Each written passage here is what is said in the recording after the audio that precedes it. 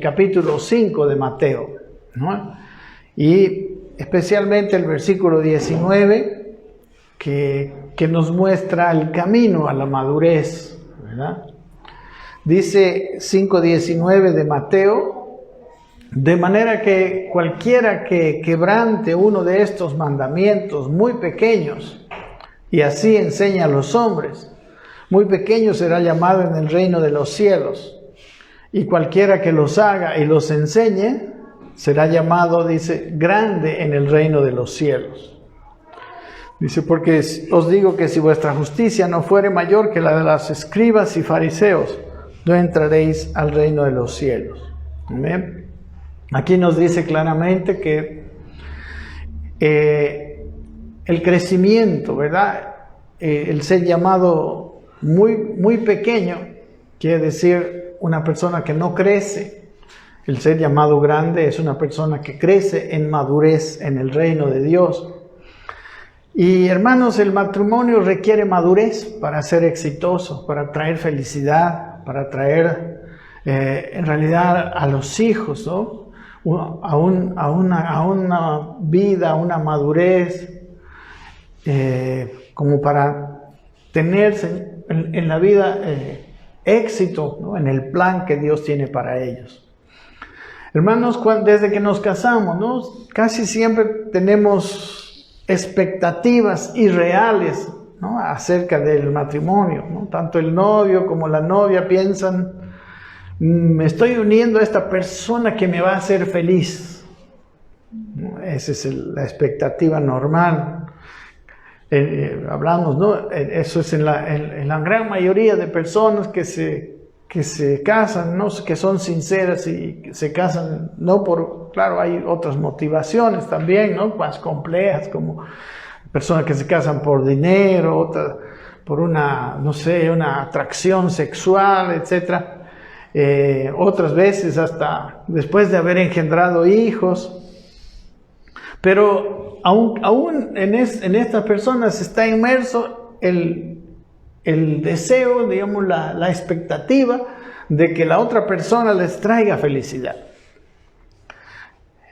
Y yo creo que aquí necesitamos centrar muy bien nuestras expectativas, ajustarlas a la verdad, ¿no? Me acuerdo de una ilustración que decían, ¿verdad? Que ponían, ¿no? El matrimonio como dos pulgas, ¿verdad?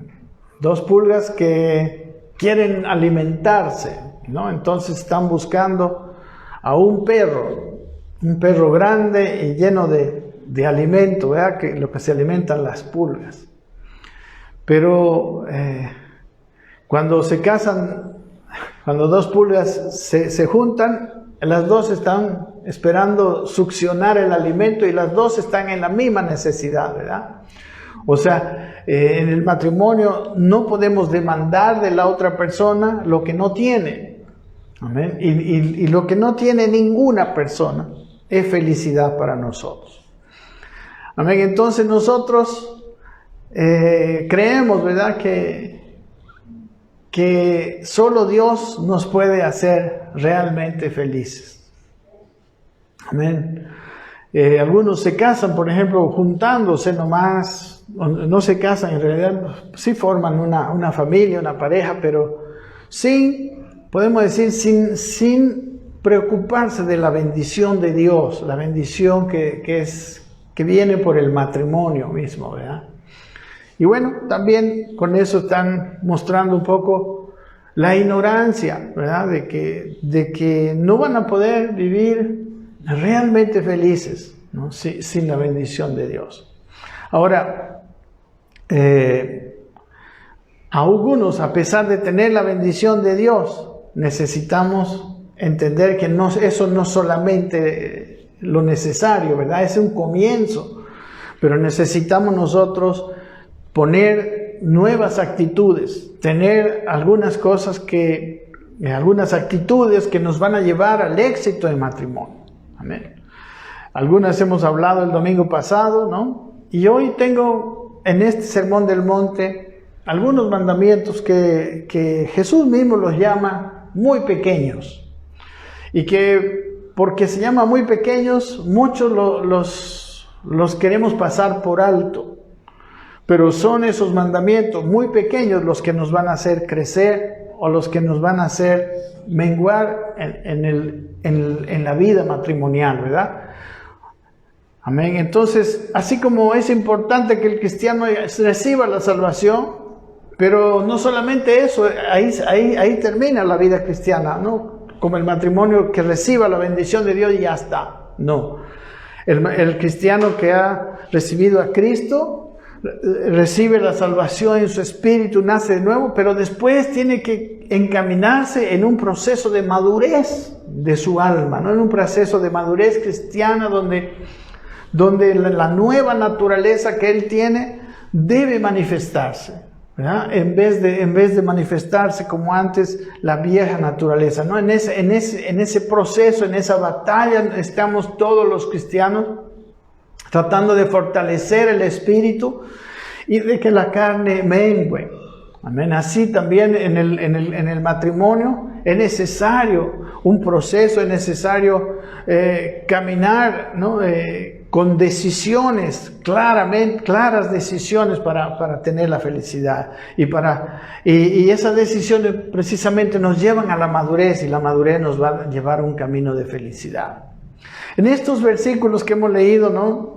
Vemos un camino a la madurez, porque saben que un niño espiritual, un inmaduro, no puede ni amar, ¿no? En términos de los versículos, de estos versículos se le llama el muy pequeño, y el maduro es llamado grande, ¿eh? Una persona crecida, una persona madura. Entonces, una persona inmadura es una persona egoísta, llena de insatisfacciones, desorientado, ¿no?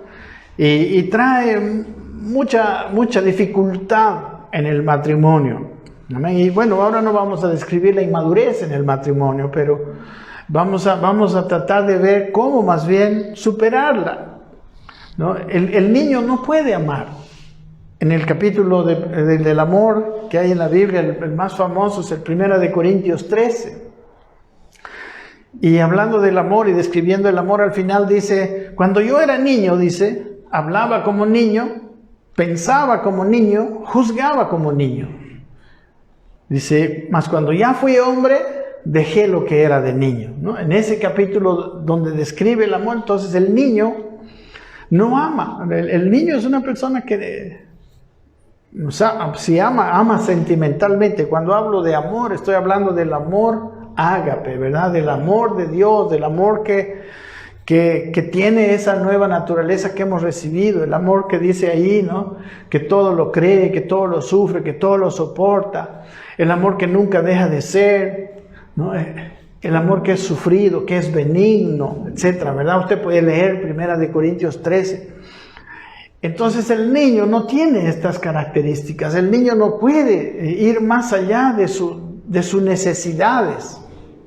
Entonces, y saben, hermanos, el matrimonio no es un lugar donde buscar que el otro absorba mis inmadureces y defectos, porque eso es lo que muchas veces esperamos. Más bien es un lugar donde yo me voy a dar cuenta de estas inmadureces y de estos defectos que tengo, para tratarlos con la ayuda de Dios. Y quizás también, si mi cónyuge también está en lo mismo y va madurando, también con su ayuda, ¿verdad? Por eso es tan importante al casarse, no con un yugo desigual, ¿verdad? Porque la cosa se dificulta mucho. Amén. Entonces, aquí cuando leemos también el Sermón del Monte, por otro lado, muchas personas ven este sermón como algo difícil de vivir, ¿no? En la sociedad, ¿no? Y normalmente cuando leemos esto, que ahorita no hemos leído, nos ponemos casos extremos, ¿no? Siempre, es difícil, porque ¿y qué pasaría si esto y que el otro? Siempre nos vamos a los casos más extremos. Pero lo que Dios quiere es que nuestra actitud sea así. Amén. Y en realidad, lo que nosotros necesitamos entender, que para la aplicación de estas enseñanzas como tienen que ver con mi prójimo, ¿quién es mi primer prójimo? Mi cónyuge, ¿verdad? Mi esposo, mi esposa. Entonces, es necesario que estas enseñanzas sean aplicadas primero en mi mayor prójimo. Y después, yo creo que yo voy a tener la capacidad de seguirla aplicando en el contexto de todas las relaciones posibles en la vida. Amén. Entonces, estos versículos que siguen al versículo 19, nos dan, 19 y 20, nos dan una idea, como un bosquejo de las principales actitudes que debemos tener para que nosotros particularmente maduremos y también nuestra relación matrimonial madure. Amén. Y si quieren los leemos así rápidamente. Capítulo 5 de Mateo. Estamos hablando del consejo, del sermón del monte, ¿no? Y su aplicación. En este caso vamos a tratar de aplicarlo todo esto a la relación matrimonial. Primero, diría yo, desde el versículo 21 hasta el versículo 26, el aprender a pedir y otorgar perdón. Después, el 27 al 30, hasta el 32 incluso, ¿no? El adulterio en el corazón, ¿no? Lo dañino que es el adulterio en el corazón. Después, desde el 33 al 37, podemos decir que vamos a hablar del decir la verdad, la honestidad dentro de la pareja, ¿no? Aquí vamos a hablar la confianza, la importancia de eso, ¿no? Y el resto del capítulo, que no sé si nos alcance tiempo, pero podemos después hacerlo, es que la gracia y el amor con el que debo vivir dentro de mi matrimonio. Amén. Ahí habla de amar a nuestros enemigos. ¿Cuántas veces hemos percibido a nuestro cónyuge como nuestro enemigo? ¿No? Hace poco me dijo una persona, no sabe cuánto odio a mi mujer, así me dijo. Entonces, a veces nos vemos así, pero y aquí también nos muestra un camino para trabajar, para tratar qué es lo que Dios quiere, aún con nuestros enemigos, o con lo que nosotros percibimos como nuestros enemigos, que en realidad ya los percibimos así porque precisamente hemos descuidado las tres primeras áreas. Bien, vamos a hablar de la primera, ¿no? El aprender a pedir y otorgar perdón, ¿no? El pedir perdón se requiere mucha humildad, y el otorgar perdón se requiere mucho conocimiento de la gracia con que Dios nos perdonó a nosotros. Dice aquí lo siguiente: oísteis que fue dicho a los antiguos, dice, ¿no? El versículo 21. Ahora, o sea, después de estos versículos empieza a describir el Señor Jesucristo en este sermón del monte lo que son estos mandamientos muy pequeños, o por lo menos ejemplos, ¿verdad? Quizás no sabemos si están todos los llamados mandamientos muy pequeños, pero los principales. Y claro, el principal realmente es el aprender a perdonar y a pedir perdón. Y dice el versículo 21 hasta el 26, vamos a leer: oísteis que fue dicho a los antiguos, dice, no matarás, y cualquiera que matare será culpable de juicio. Versículo 22, porque yo os digo que cualquiera que se enoje contra su hermano será culpable de juicio, cualquiera que le diga necio a su hermano será culpable ante el concilio, y cualquiera que le diga fatuo quedará expuesto al infierno de fuego. Por tanto, si traes tu ofrenda al altar y allí te acuerdas que tu hermano tiene algo contra ti, dice, deja allí tu ofrenda delante del altar y anda, reconcíliate primero con tu hermano y entonces ven y presenta tu ofrenda. Dice, ponte de acuerdo con tu adversario pronto, entre tanto que estás con él en el camino. Dice, no sea que el adversario te entregue al juez y el juez al alguacil y seas echado en la cárcel. De cierto te digo que no saldrás de allí hasta que pagues el último cuadrante. Amén. Miren, vamos a tener este pasaje en el foco, en la observación. En el versículo 21 dice, nos habla de lo que dice la ley, nos habla de lo que es la justicia, ¿verdad? El ojo por ojo, diente por diente, ¿no? Cuando alguien le hace algo a uno reacciona con la misma Vamos con la misma intensidad, con la misma maldad, de la misma manera. Eso es como diciendo lo justo. Amén. Entre comillas, es lo justo. Pero Jesús dice, pero yo os digo que cualquiera que se enoje contra su hermano será culpable de juicio. Cualquiera que diga necio a su hermano será culpable ante el concilio. Y cualquiera que le diga fatuo, mire, dice, quedará expuesto al infierno de fuego. Ahora vamos a aplicarlo en vez de prójimo, bueno, porque es prójimo y más prójimo todavía, vamos a aplicarlo a la esposa. Dice, pero yo digo, cualquiera que se enoje contra su esposa, o a la esposa contra su esposo, amén. Usted aplíquelo, póngalo ahí, ese prójimo va a ser su cónyuge. Amén. ¿Saben? Lo que Jesús dice aquí es que, primero, todo lo que hemos recibido, ¿por qué Jesús dice, ya no hagan como dice la ley?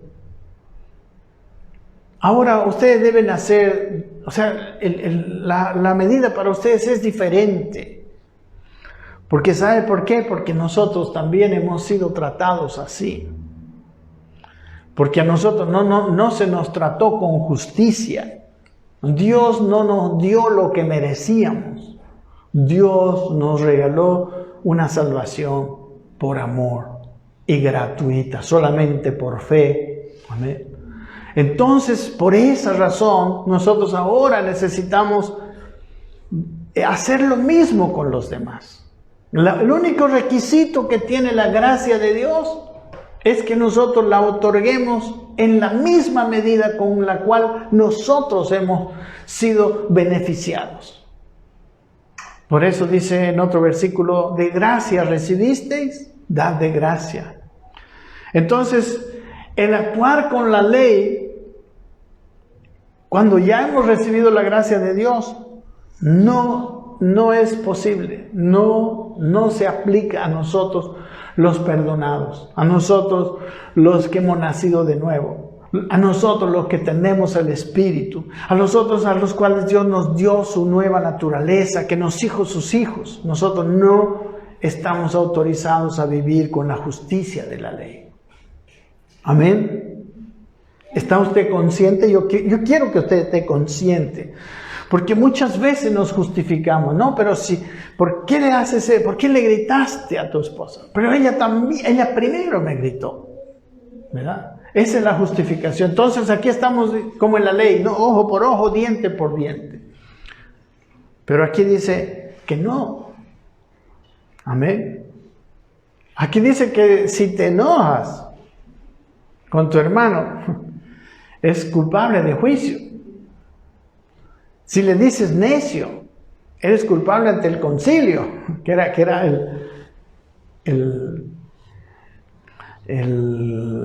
no sé, podemos decir el lugar judicial, ¿no? El estrado judicial de los judíos.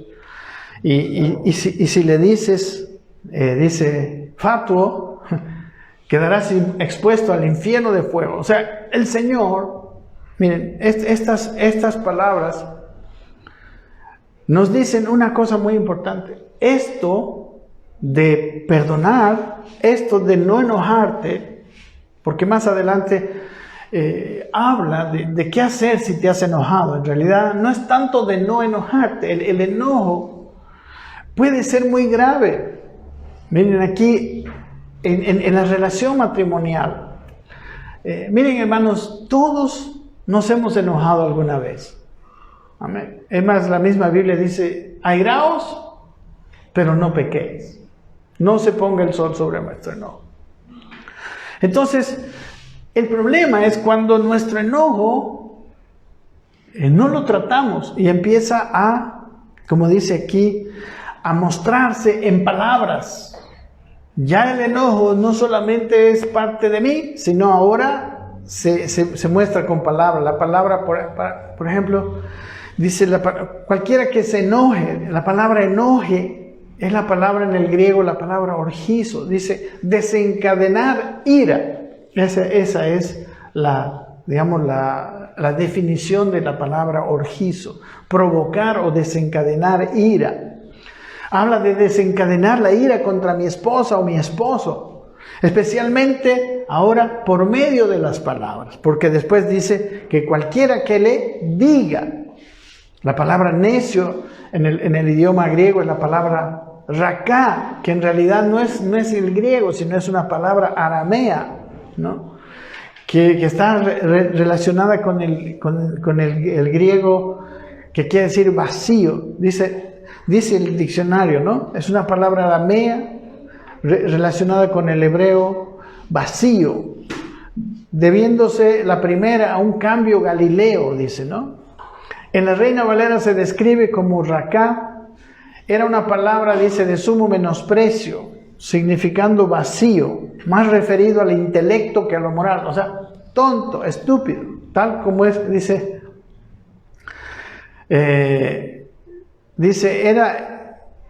era peor que estar encolerizado, dice, por cuanto es una palabra ultrajante, ¿no? Era peor que un sentimiento no expresado o algo controlado. No indica tanto que es una persona con pérdida de dominio propio, como lo dice la palabra fatuo, que habla más de lo moral, ¿no? Entonces las dos palabras que usan aquí es la palabra necio y la otra fatuo, que en el griego es la palabra moros, que dice que denota primariamente que sea una persona lenta, tonta, estúpido, ignorante, insensato, ¿no?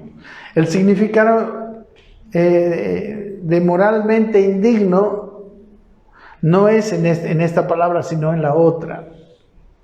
Amén. Bueno, no queremos entrar en mucho detalle, pero la cuestión es que cuando nuestro enojo con nuestro cónyuge se proyecta en palabras, ese es el asunto, ¿no? Cuando yo dejo que mis palabras expresen libremente el enojo, y aquí dice, es muy grave, necesitamos tener control de nuestra lengua. Amén. Y miren, el mismo castigo, el castigo era hasta el infierno de fuego. Era un castigo, es un castigo. ¿Por qué lo pone así el Señor? ¿No? Está usando una figura literaria que se llama la hipérbole, ¿no? Una exageración. Porque lo que Dios quiere mostrarnos es que esto es importante. Recuerden cómo se llamaba el pecado. Se llamaba un pecado muy pequeño. ¿No? O sea, a veces le dijiste una cosa a tu marido, a tu esposa, no tiene importancia, parece muy pequeño. Pero el Señor nos está diciendo, no es muy pequeño, es muy grande. Amén. Porque puede llevarte hasta el infierno de fuego. O sea, puede desatar, ¿no? una situación terrible. Amén. ¿Cuántas veces hemos matado a través de las palabras producto de nuestra ira? ¿Cuántos feminicidios, hermanos, se han iniciado por la ira desatada por medio de palabras? ¿Cuántos sentimientos bellos de amor, de bendecir, de querer tener lo mejor en la casa, de tener paz, han muerto? Hemos matado esos bellos sentimientos por medio de nuestras palabras, causadas por nuestra ira descontrolada. Amén. Eso es una realidad. Ahora, podemos decir, es cierto que es imposible no airarse, especialmente con alguien que vamos a convivir tantos años. Y quizás han salido estas expresiones de nuestra boca. ¿Qué hacer con ellas? Lo que hay que hacer con ellas es lo que dice en el siguiente versículo 23 y 24. Miren lo que dice. Por tanto, dice, si traes tu ofrenda al altar y allí te acuerdas de que tu hermano, esposa o esposo tiene algo contra ti, dice, deja allí tu ofrenda delante del altar y anda, reconcíliate primero con tu hermano, esposo, esposa, ¿ya? Y entonces presenta tu ofrenda. Amén. Entonces, es como decir, ¿cómo puedes seguir adorando? ¿Cómo puedes seguir haciendo cuando tienes algo en tu corazón que está mal? Cuando tú sabes o tú estás causando algo en la otra persona, que es peor porque eso es ser tropiezo. No puedes irte a alabar al Señor estando en esa condición con tu esposa y esposa. Amén. Yo no sé si alguna vez yo algunas veces he ido a alabar así, y hasta he predicado así, tristemente, hermano, ¿no? Especialmente en los primeros tiempos de matrimonio, donde las cosas son más difíciles. Y a veces uno lo hace, pero lo único que uno logra es hacerse más religioso, más duro. Empieza a molestar, empieza a arruinar su propia conciencia cuando hace esto. Entonces, ¿qué es lo que corresponde? Ir, amén, ser humilde, amén. Dejan la ofrenda, dejan las acciones religiosas, porque esas acciones, lo más importante de esas acciones religiosas son el corazón limpio, amén. A Dios no le interesa tanto cuán bonito cantas, cuánta alabanza, cómo te arrodillas para cantar. Él ve la sinceridad de tu corazón. Le dijo Jesús a la mujer samaritana, ahora los que le adoran al Padre le adorarán en espíritu y en verdad. Esas dos cosas son las que a Dios le importa. Amén. Hermanos, hasta el Pedro, ¿se acuerdan el domingo pasado? Cuando hablamos de la sujeción esposo-esposa, cuando habla de los maridos, dice, por ejemplo, en el capítulo 3, versículo 7, maridos, dice, vivid con ellas sabiamente, dice, dando honor a la mujer como a vaso más frágil y como coherederas de la gracia de la vida, y dice, para que sus oraciones no tengan estorbo. Amén. O sea, hay estorbo en la adoración, hay estorbo en la oración misma. Amén. Cuando hemos tenido un altercado en nuestra casa, hermano, no es tiempo de ir a alabar, ni a orar, ni de otra actividad religiosa. Es tiempo de ir y arreglar. Amén. Es tiempo de humillarse. Tiene que ser humilde. Alguien para ir y decirle, arreglemos. Perdóname. Amén. Y la otra persona, la ofendida, también tiene que perdonar. Amén. Y debe ser restituido el daño, hermanos. Porque causa muerte de la relación. Las palabras de ira. Que no son después arrepentidas, ¿no? Que no son restituidas. Aquí dice, si te acuerdas de que tu hermano tiene algo contra ti, ve. ¿No? Dice, anda, dice, reconcíliate con tu hermano primero y después ven y presenta tu ofrenda. Después, qué lindo es, en paz en el corazón, alabar al Señor, orar. Todas las cosas espirituales son una bendición cuando mi corazón se ha arrepentido. Amén. ¿Sí? ¿Entendemos, hermanos? Este pecado que a veces parece muy pequeño, de palabras. Como les digo, si nosotros lo dejamos así como muy pequeño, no le damos importancia. Estamos mal, no somos sabios, no entendemos. La Biblia, el Señor Jesucristo lo puso en palabras serias. Dice, eres culpable de juicio, eres culpable ante el concilio, eres plausible al infierno de fuego. O sea, el Señor quería que nosotros le pusiéramos atención a este asunto, ¿no? De las palabras que vienen de una ira descontrolada. Amén, hermano. Usted no sabe cuánto mata eso. Cuánto mata la felicidad en el matrimonio, la relación. Incluso afecta mucho a los hijos. Amén. Es tiempo de humillarse de arreglar, de pedir perdón. ¿Y cuántas veces debo hacerlo? 70 veces 7. Mis queridos Pedros. Pedro le preguntó al Señor, ¿no? Hasta 7 le dijo. No, mi hijo, hasta 70 veces 7, cada día. Amén. ¿Por qué, hermanos? Porque todo nos pasa, pues. Todos tenemos todos podemos caer fácilmente. Y claro, en el proceso de madurez se supone, si nosotros cumplimos esto, de arreglar nuestros asuntos después de... Primero tenemos que proponernos no hacerlo, ¿verdad? Porque todos sabemos que es malo. Es malo airarnos y insultar o herir con palabras a nuestro prójimo.